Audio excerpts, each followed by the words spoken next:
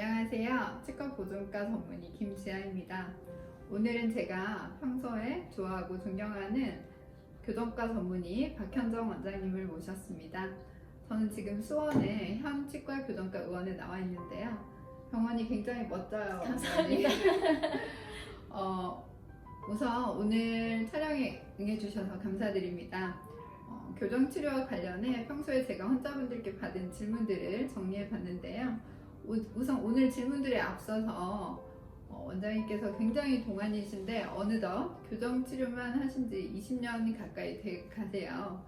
어떠한 진료 철학을 갖고 계신지 궁금한데요. 한번 들어보겠습니다.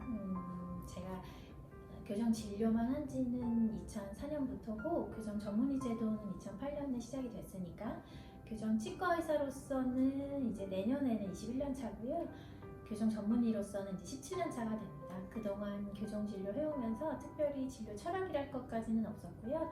그냥 배운 대로, 교과서대로 과잉 진료 없이 진료하고자 노력했다는 게 진료 철학이라면 철학이라고 할 수 있습니다.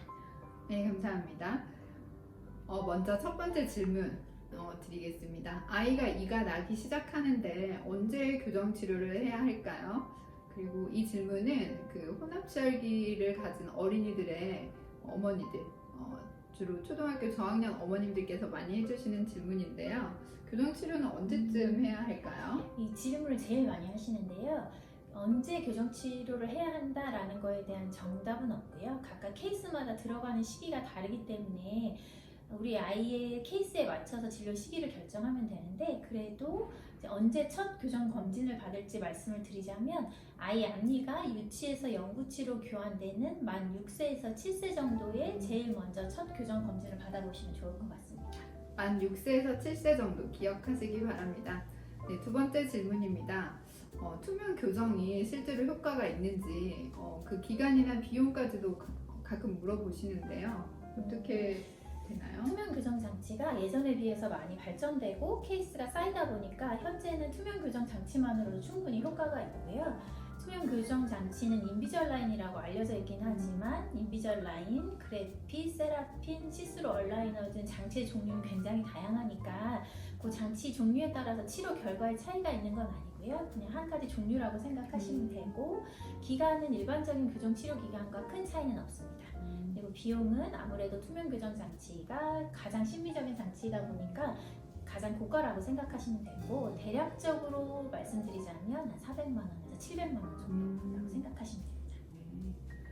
자, 세 번째 질문입니다. 만 40세가 넘었는데 아래 앞니가 특히 삐뚤삐뚤해요. 그래서 부분적으로 이 앞니만 교정할 수 있는지에 대해서도 저한테 질문을 많이 하셨어요. 네. 나이가 들면서 어쩔 수 없이 노화 현상으로 잇몸뼈가 내려가고 잇몸이 내려가고 하지만 교정 치료가 불가능한 것은 아니고요. 치조골 소실이 있다면 치아에 가해지는 단위 면적당 힘이 증가할 수밖에 없어요. 그래서 이런 중장년층 분들에게 약한 힘을 사용을 한다면 충분히 교정 치료가 가능하고요. 부분적으로 아래 앞니만 교정을 원하시는 경우에는 6개월에서 9개월이면 충분하고 비용은 전체 교정의 한 3분의 1 정도 예상하시면 될 것 같습니다. 6개월에서 9개월 정도라고 합니다. 자, 네 번째 질문입니다. 교정을 어렸을 때 했는데 다시 치아가 삐뚤어져서 그 재교정을 고려 중이신 환자분들이 간혹 계셨습니다. 그래서 재교정에 있어서 과정이나 그 기간, 그 비용에 대해서도 좀 문의를 해주셨는데요. 고정식 유지장치나 가철식 유지장치를 교정 후에 하게 되는데, 그 유지장치를 잘 안 끼시거나 하시면 부분적으로 치아들이 틀어질 수 있으세요. 그래서 부분적으로만 치아를 개선하면 되는 경우에는 부분 교정의 개념으로 접근을 해서 6개월에서 9개월이면 충분히 가능하시고, 혹시라도 성장하면서 일어나는 신체적인 변화 때문에 전체적인 재교정이 필요하다거나 하면 그때는 어쩔 수 없이 일반적인 교정치료 기간이 그대로 둔다고 생각하시면 될 것 같아요. 네. 다음 질문은 설치 교정과 관련된 질문입니다. 일반적으로 이제 보이는 부분에 협축에 브라켓을 달게 되는데요. 이 설치 교정과 비교해서 협축 교정 그 기간이나 장단점, 그리고 치료 효율적인 면에 있어서 어떤 것을 추천해 드리는지 궁금합니다. 협축 교정이나 설치 교정이나 치료 결과 자체의 차이는 없는 거고요. 다만 이제 설치식으로 장치를 부착하는 경우에는 장치가 혀 쪽에 있다 보니까 발음하시기가 좀 불편한 단점이 있고요. 그리고 치료 기간 같은 것도 큰 차이는 없습니다. 하지만 한번 내원해서 치료를 받으실 때 아무래도 협측보다는 설치기 공간이 좁기 때문에 진료적으로 접근하기가 조금 어려워서 내원 시에 치료 시간이 조금 더 오래 걸린다고 생각하시면 될 것 같아요. 치료 효과에 있어서는 크게 차이는 네. 없다는 거네요. 잘 알겠습니다.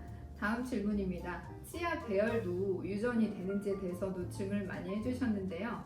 저는 괜찮은데 이제 초등학교에 들어간 아이가 치아가 삐뚤빼뚤해지기 시작한다고 질문을 해주셨습니다. 네. 요거는 아주대학교 임상치의학대학원에서 연구한 결과가 있는데요. 아기 얼굴이 부모님을 닮았듯이 안면 골격, 그러니까 안모 비율이나 수직적인 길이 이런 골격적인 거는 유전이 되는데 치아 배열 자체는 유전적인 성향이 적다고 나와 있습니다.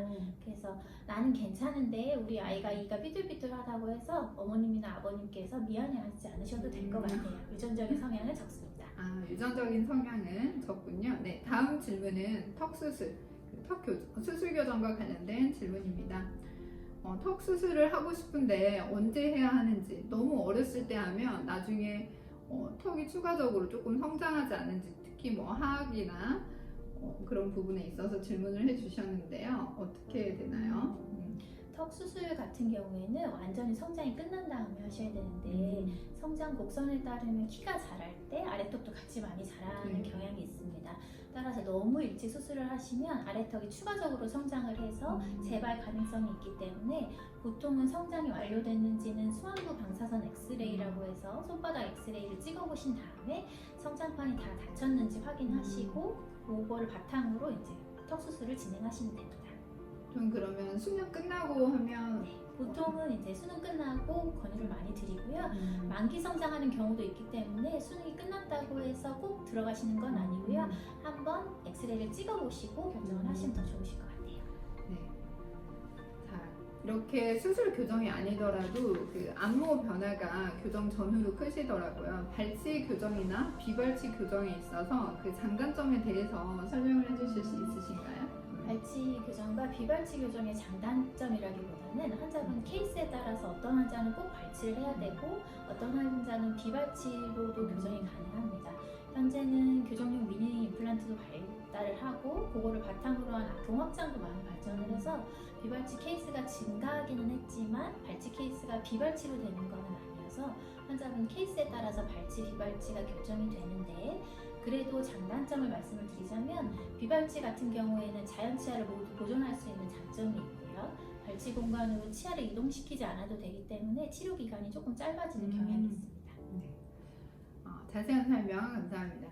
다음으로 마지막 질문입니다. 교정 치료 중이신데 충치가 생겨서 충치 치료를 받거나 신경 치료까지 받으시는 분이 간혹 계세요. 저희 병원에도. 그래서 특히나 이제 교정 유지 장치나 뭐 브라켓 혹은 뭐 철사가 연결되어 있기 때문에 치실을 하기가 어렵거든요. 그래서 인전면 사이충치가 잘 생기시는 것 같아요.